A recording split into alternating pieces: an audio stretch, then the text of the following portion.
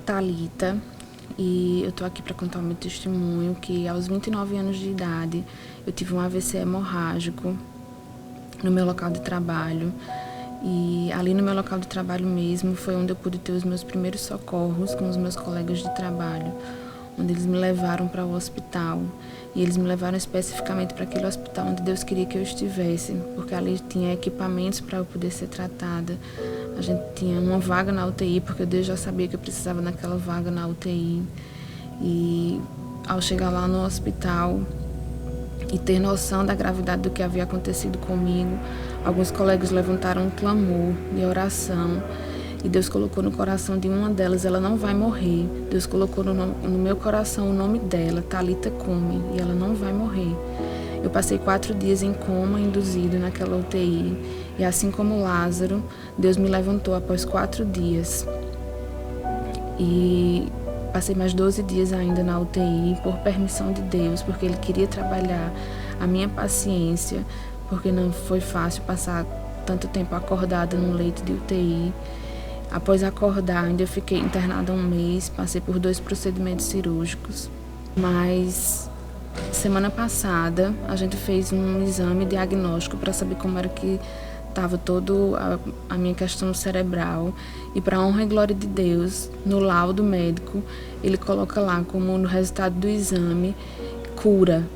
Então ele colocou que a minha malformação ela foi curada. E eu creio que foi o Senhor que operou esse milagre em minha vida. E Ele operou esse milagre em minha vida para que eu estivesse aqui testemunhando e falando do seu milagre que Ele operou em mim.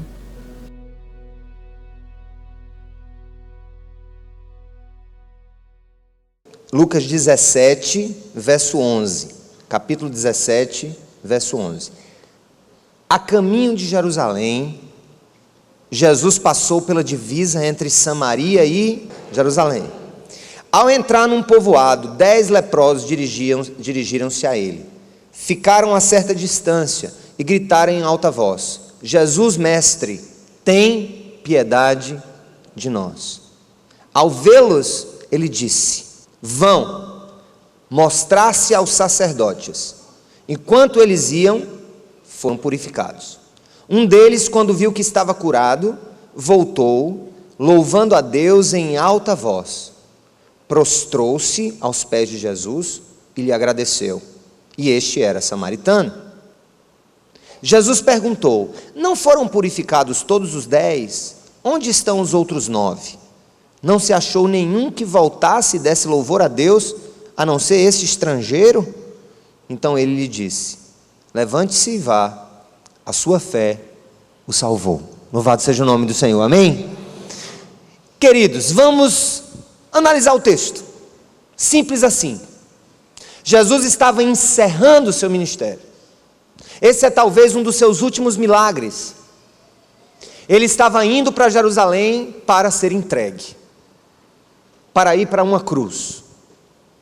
De longe, uma cruz bonita como essa, mas uma cruz de hostilidade. Ele sai da Galileia e ele passa em uma área que era limítrofe entre a Galileia e entre quem, gente? Samaria. Ele estava literalmente em uma área de tensão. Ele estava na faixa de Gaza daquele tempo. Ele estava atravessando um lugar tenso, porque de um lado estava o seu povo, o povo judeu de expressão da Galileia, e do outro lado, um povo que no passado foi seu povo, até que, após a invasão do reino do norte de Israel, aquele povo não seguiu o que determinava as escrituras quanto à impossibilidade de casamentos mistos, e o povo de Samaria, os judeus de Samaria, começaram a casar-se com pagãos ou com os gentios no vocabulário judaico, e deles nasce esse povo, o povo samaritano. Os judeus casando-se com outros povos daquela região, do Reino do Norte, dá nascimento a essa nova raça, esse novo povo, o povo samaritano. E havia uma briga entre judeus e samaritanos. E é interessante que os samaritanos aparecem na Bíblia em pelo menos 3 momentos muito especiais, para Jesus mostrar o amor de Deus para um povo que não é o povo eleito. Nós temos o caso, em João capítulo 4, da mulher que estava ali no poço de Jacó, uma mulher da vida, com quem Jesus conversa. Vemos na parábola do bom samaritano, que é um samaritano que acode um pobre judeu, e não as pessoas do seu próprio povo, mas um samaritano acode um judeu que foi assaltado, na parábola do bom samaritano. E temos aqui também essa história de um leproso samaritano. Jesus estava na fronteira, e de longe ele ouviu gritos. Eles gritavam, porque eles não podiam se aproximar de ninguém. Os leprosos, nos tempos bíblicos, era um conjunto de pessoas, os leprosos, que não podiam viver com as outras pessoas. Existiam vales onde eles viviam, geralmente fora de onde estava a civilização, entre aspas, normal. Lá em Jerusalém mesmo, há um grande vale, onde usualmente os leprosos eram lançados, para que eles não tivessem absolutamente acesso às outras pessoas. É por isso que eles gritam. Mas há um ditado que diz que a dor nos aproxima, a dor nos humaniza, e a dor junta estranhos, que pelo vínculo da dor, passam a ter uma razão para acreditar no futuro. E na hora da dor, as barreiras raciais, as barreiras militares, elas desaparecem. O que é interessante é que naquele grupo havia 9 judeus e um estrangeiro samaritano, que viviam no mesmo lugar, no mesmo vale, ou no mesmo lugar distante da cidade. Eram 10 pessoas, 10 leprosos no mínimo, que havia ali naquela comunidade de leprosos, e ali havia judeus e samaritanos convivendo normalmente. E naquele momento que Jesus está passando em direção ao seu martírio em Jerusalém, eles, ao verem Jesus passar, tendo ouvido sobre Jesus, sabendo o que Jesus estava fazendo, sabendo dos grandes feitos de Jesus, sabendo de ouvir falar, é claro, porque eles não tinham acesso à civilização, eles ouviram que o mestre estava passando exatamente por ali. Aí vem a pergunta: será que Jesus passou ali por acaso? Não, ele passou ali porque ele queria fazer algo na vida daqueles homens. E ao passar ali, eles veem Jesus de longe, gritam por Jesus, e Jesus já sabia que se tratavam de leprosos.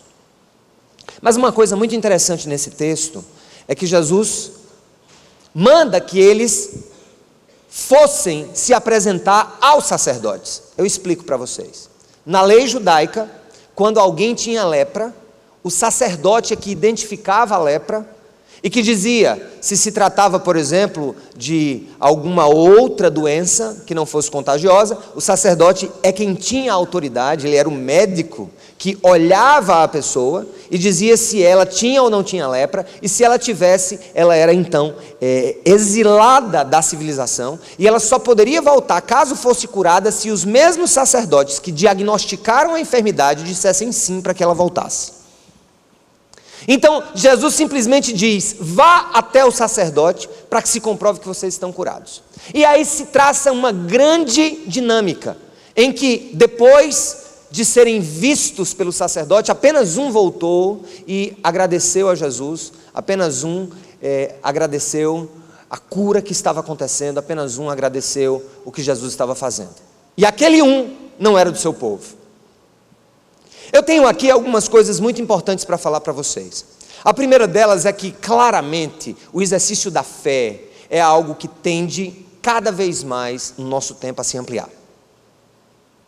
Muitos filósofos proclamaram o fim do cristianismo. Um deles foi Friedrich Nietzsche. E Nietzsche declarou a morte de Deus, o Deus cristão. Ele disse que Deus estava morto.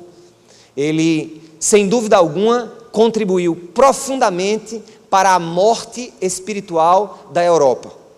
Nietzsche e outros filósofos contribuíram para a pós-cristianização do mundo ocidental. Mas o Deus da Europa não morreu. E até na velha Europa, que antes efervescia o cristianismo, de onde os primeiros saíram para a Inglaterra, da Inglaterra para os Estados Unidos, dos Estados Unidos para a África, para a Ásia, para as Américas, Essa Europa, inclusive, está passando por ventos de renovo. Aqui e acolá se vê. Aqui e acolá há lugares onde você vê Deus agindo, né? Deus voltando a soprar sopro de vida no meio desse povo. Na África nem se fala. O Brasil é conhecido como um país onde se tem fé, né? As pessoas têm fé em alguma coisa, ou em quase tudo. O exercício da fé não é algo difícil. Crer em alguém, ou crer no poder de Deus, ou crer no poder de Cristo, ou crer no poder de uma outra divindade, é fácil. Crer inclusive na cigana é fácil. Crer inclusive no horóscopo é fácil. E ali o que é que nós vemos? Nós vemos 10 homens que criam, embora não entendessem talvez exatamente quem Jesus era, mas sabia que Jesus tinha uma solução para o seu problema. E aí é que começa o problema. É quando Deus é para nós um que resolve problemas. Quando Deus deixa de ser Deus e passa a ser alguém que soluciona problemas, a nossa fé, ela se torna cada vez mais superficial e acontece o que aconteceu.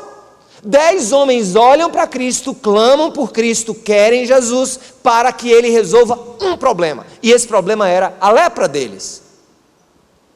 Então, gente, o primeiro ponto que nós vemos aqui é que aqueles homens tinham algo em comum. Eles tinham Jesus como, a princípio, o foco para o homem, a pessoa, o foco estava naquele homem, naquela pessoa que seria capaz de resolver aquele problema.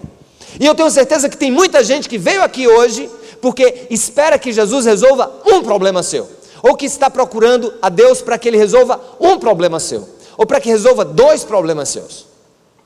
A questão não é que Deus não seja bom para resolver problemas, ou para curar as nossas enfermidades, ou para tocar o nosso corpo, ou para nos revivificar. Ele é poderoso para fazer todas essas coisas. A questão que se vê aqui é que, a princípio, todos tiveram um foco em Jesus, todos gritaram por Jesus, como multidões hoje gritam por Jesus. Nem todos, ou talvez muito poucos, clamam a Jesus como seu Senhor, como seu Salvador, como a razão da sua vida, mas outros querem soluções. E no mundo de soluções rápidas, em que nós tendemos a resolver as nossas coisas rapidamente, em que nós fazemos compras online, em que nós, através das redes sociais, nós viralizamos uma ideia, se é que existe essa palavra, nós corremos o risco de olhar para Deus na perspectiva de um Deus que resolve o meu problema.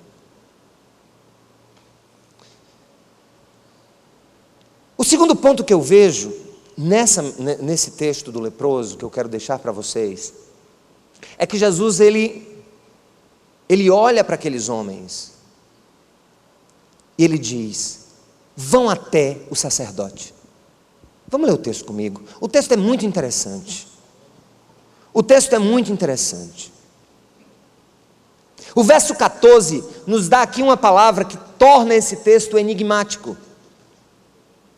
Ao vê-los, ele disse, o que foi que Jesus disse? Vão mostrar-se aos sacerdotes. Enquanto eles iam, eles foram o quê? Purificados. Olha que coisa interessante. A primeira coisa que eu quero deixar muito claro para a igreja: Jesus não veio descumprir o Velho Testamento. Ele não veio revogar a lei, ele veio cumprir a lei.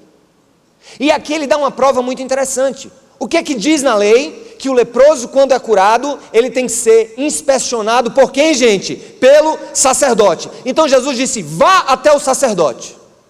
Vá para que ele examine vocês. É interessante, o próprio Deus está ali em cena, curando.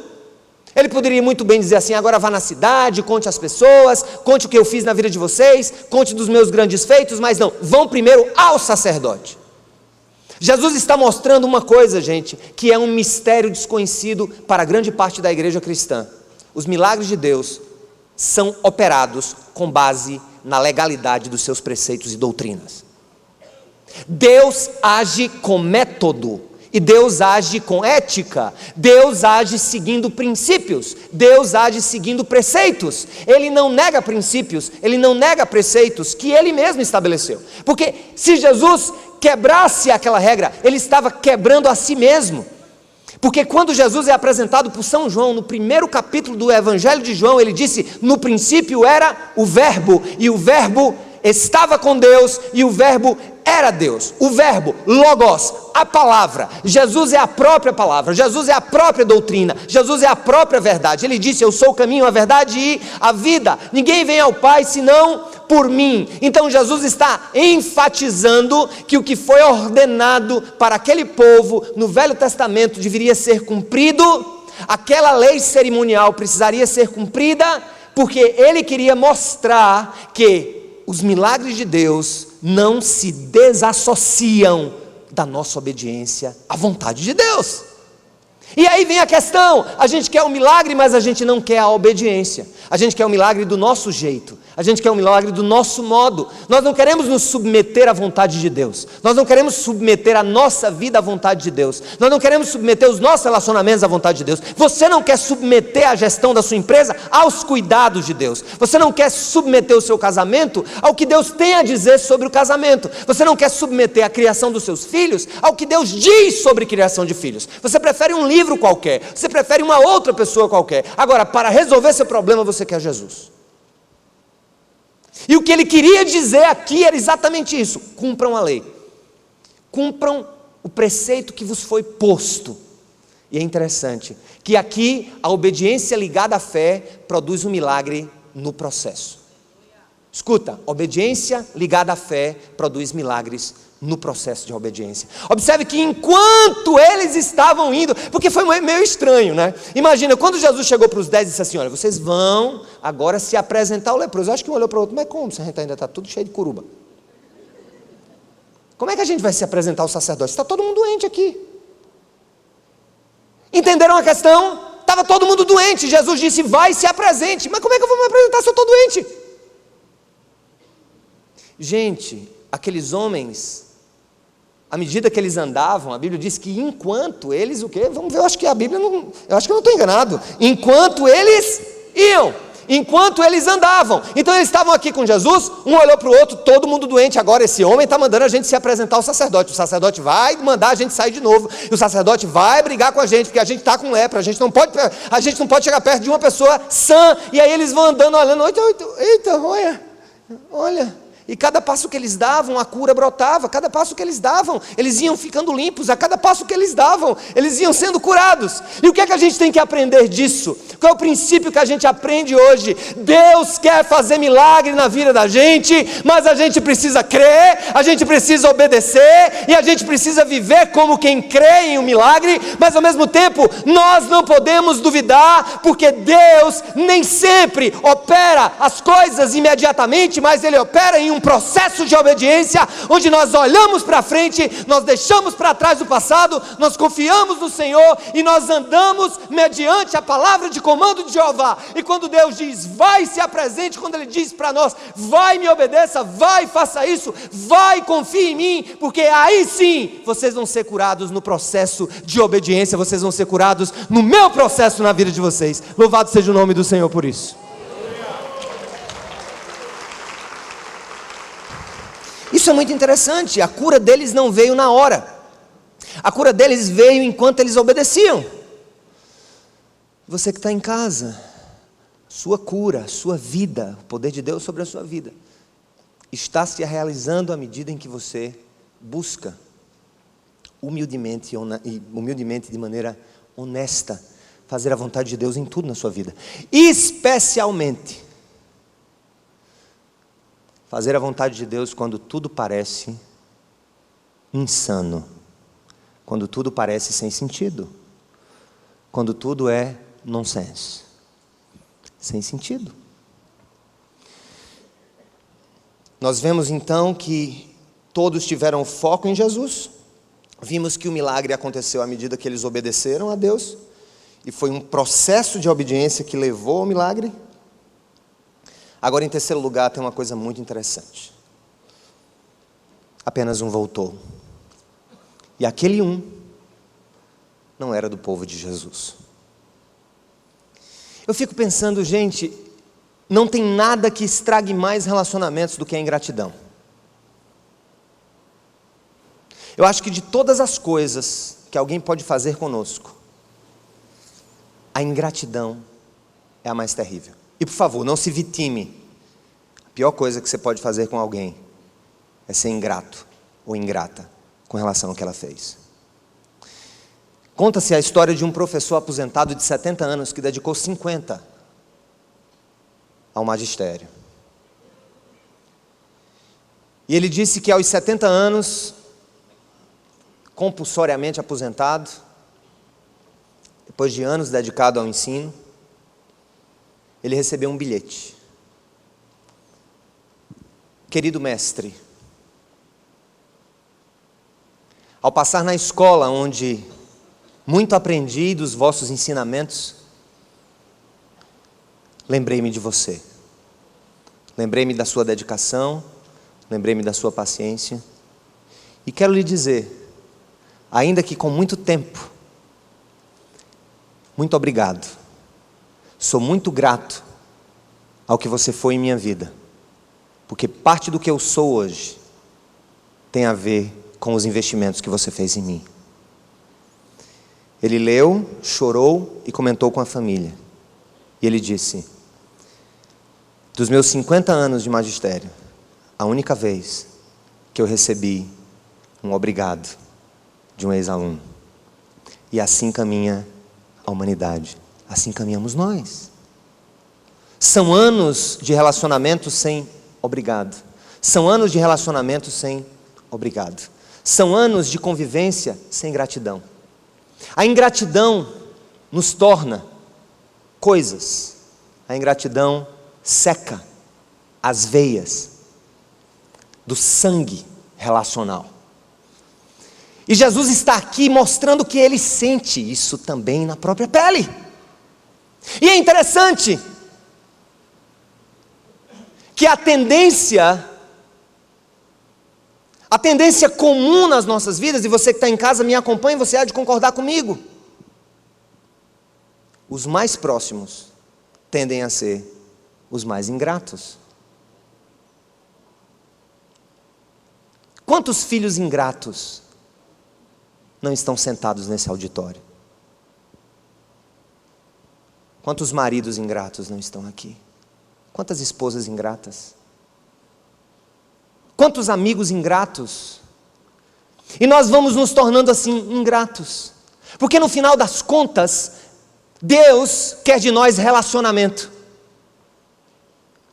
E normalmente, em pelo menos 90% dos casos, posto que dos 10, 90 só queriam meramente soluções. Muita gente casa para ter soluções. Muita gente se aproxima do outro para solucionar problemas. Talvez hoje você seja vítima de ingratidão, ou talvez você seja o próprio ingrato. A razão de estarmos aqui hoje é de reavaliarmos o que realmente importa na nossa relação com Deus. E para Jesus aquilo foi terrível. E ele fez questão de enfatizar, ele não poupou o detalhe. Ele poderia simplesmente ter dito, dos 10 apenas um voltou. Mas ele disse, dos 10 apenas um voltou, e este era estrangeiro. Se aquele era estrangeiro, muito provavelmente os outros 9 não eram. Eram seu povo, eram gente do seu sangue, era gente que se chamava judeu. Então, meu povo, gente de Deus, nessa hora, nós precisamos entender que Deus está à procura na terra de corações gratos, de gente que é capaz de dizer, louvado seja o teu nome, Senhor, mesmo nos vales mais sombrios da vida. Gente que seja capaz de dizer, Senhor, obrigado pela minha vida, obrigado pela minha salvação, obrigado por tua presença em minha vida, mesmo nos momentos em que nós não vemos as coisas acontecerem como nós esperamos que elas aconteçam, mas nós caminhamos em obediência ainda leprosos, mas carregando no coração uma promessa: vá e se apresente ao sacerdote, vá e no processo de sua obediência e de sua gratidão, eu estarei operando em sua vida, eu estarei agindo em sua vida, eu estarei agindo em sua família. Deus diz para nós, Ele diz, eu quero me relacionar com vocês, eu quero me relacionar com vocês, eu não quero ser um resolvedor de problemas, eu não quero ser aquele ente familiar influente gerente no serviço público que vai conseguir apenas a sua transferência de um estado para o outro. Eu não sou aquele professor apenas que vai te dar o bizu no concurso para que você tenha o seu concurso e tenha o seu emprego. Não, eu quero ser muito mais que isso. É como se Jesus estivesse olhando para aqueles homens e dissesse assim: eles me conheceram, eles olharam para mim, eles receberam de mim as dádivas, mas eles não sabem quem eu sou.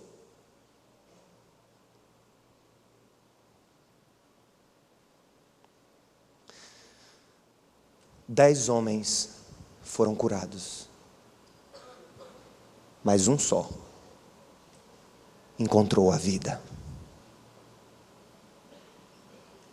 E eu repiso e piso e falo e vou falar sempre.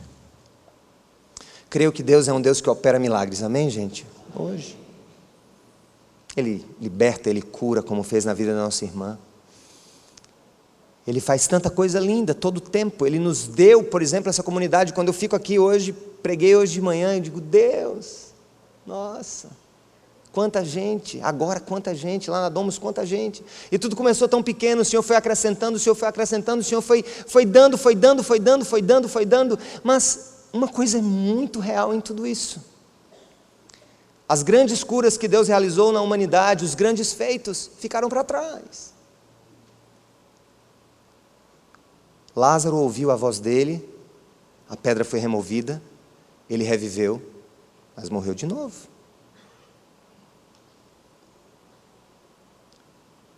Se pedirmos longos dias de vida, espero que Deus dê a todos nós, desde que sejamos úteis nas mãos do Senhor. Se não é melhor Ele levar logo. Prepara e leva. É isso mesmo, Kiss. Gostei. Prepara e leva. Mas eu fico pensando, tem uma coisa que só um ganhou. Quando aquele homem voltou para agradecer, ele entendeu quem era Jesus. Ele entendeu que a euforia de contar aos outros a bênção precisava se submeter à gratidão de reconhecer quem Deus era a partir daquele momento na vida dele. E a partir daquele momento, quando aquele homem voltou, um estrangeiro, gente de outro povo, aquilo impressionou Jesus. Aquilo impressionou porque talvez ele fosse o único que não precisasse ter voltado, por algum medo, por algum receio, mas ele voltou. E eu fico pensando, Jesus olhou para ele e disse, depois que já estava curado do corpo, Jesus disse: vá, meu filho, a sua fé agora fez o que com você? Salvou você. Você ganhou a maior parte agora. Você entendeu porque que eu estou aqui. Eu estou aqui sim para operar milagres, mas o maior milagre que eu posso operar na vida de alguém é ao ir para a cruz, a caminho de Jerusalém, indo para a cruz, é dar para esse alguém a vida eterna que eu comprarei com o meu próprio sangue. E ele diz para nós que eu comprei com o meu próprio sangue. O que eu tenho de melhor para te dar não é uma casa, o que eu tenho de melhor para te dar não é um marido, o que eu tenho de melhor para te dar não são filhos, o que eu tenho de melhor para te dar não é fama, o que eu tenho de melhor para te dar não é paz nesse mundo, o que eu tenho de melhor para te dar é gratuito, e qualquer um que me busque receberá, porque eu dou de graça, e dou de graça porque de graça eu derramei a minha vida naquela cruz, e porque fui para lá de graça, eu te dou de graça. Você não merece isso, mas eu dou a você de graça. Pare de apenas procurar as minhas mãos que abençoam e comece a entender que o maior dom que eu tenho para você é a salvação, a vida eterna ao meu lado, ao lado do Pai, no novo céu, numa nova terra, onde imperam a justiça, porque esse valor e essa virtude jamais passará. Jamais. Aleluia.